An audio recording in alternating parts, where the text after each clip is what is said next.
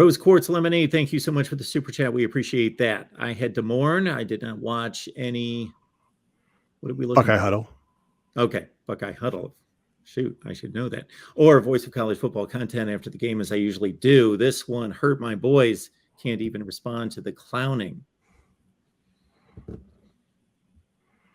Oh, talking about the flag and all that.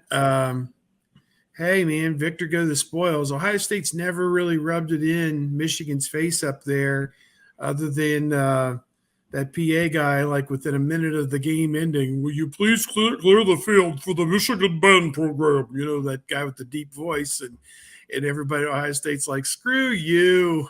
We're having a party right here on this field, bro. You know, but you never see anything, you know, as overt as trying to plant the flag on the block in. Maybe that'll become the new tradition next year if Ohio State goes up there and wins. And I'm not of a mind to concede anything to them just because they won this game by 22 points. I think Ohio State's going to have a talented team next year, regardless if it's Devin Brown or Kyle McCord at quarterback. I mean, when you have a team theoretically with the talent that includes Marvin Harrison Jr., Emeka Egbuka, potentially Travion Henderson, potentially Mayan Williams, you know, presuming they're healthy or returning. Let's see, possibly Cade Stover, I presume, back at tight end. And then on the other side, JT Tuimoloau and Jack Sawyer. And I don't know what Tommy Eichenberg's going to do, but, you know, I'm going to assume that whoever plays in the secondary next year is going to be better than what they had this year. Either transfer portal or guys coming up in the system. And I'm not ready to concede anything that Michigan's going to have a better team a year from now than Ohio State. They're going to have the quarterback.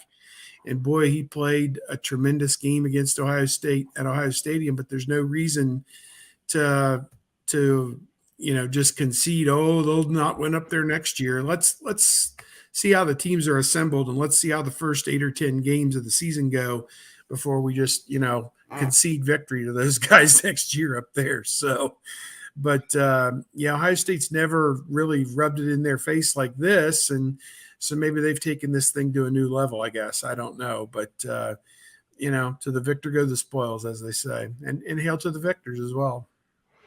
My suggestion in that spirit, next year is the 50-year anniversary of the M Club banner being torn down by the Ohio State Buckeyes.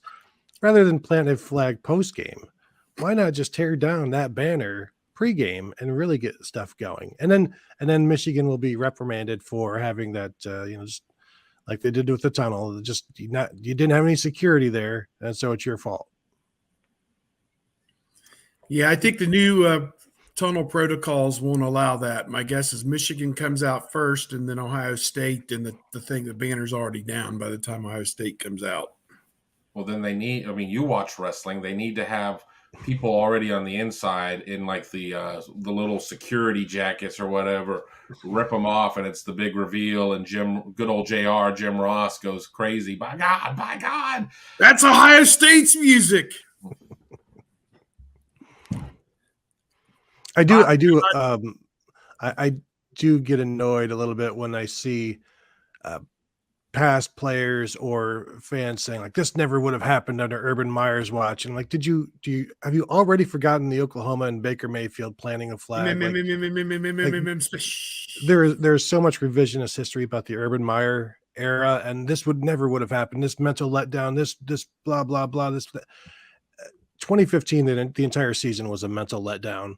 2016, they go and get annihilated in the playoffs. 2017. They lose at Iowa by 1,000. 2018, they lose by 500 at Purdue.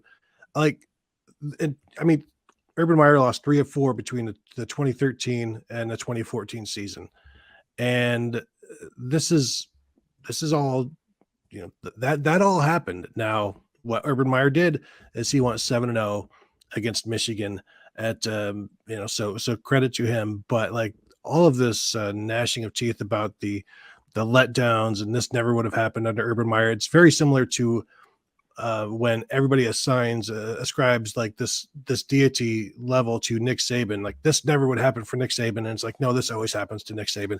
This would never happen at Alabama. No, this happens at Alabama. the imaginary things that have never happened under Urban Meyer's watch that happened under Urban Meyer's watch. It's one of my pet peeves, I guess. Yeah, the Ohio State fan base has swung in just a few days from being entitled to win this game to conceding next year already. It's amazing. Stages of grief.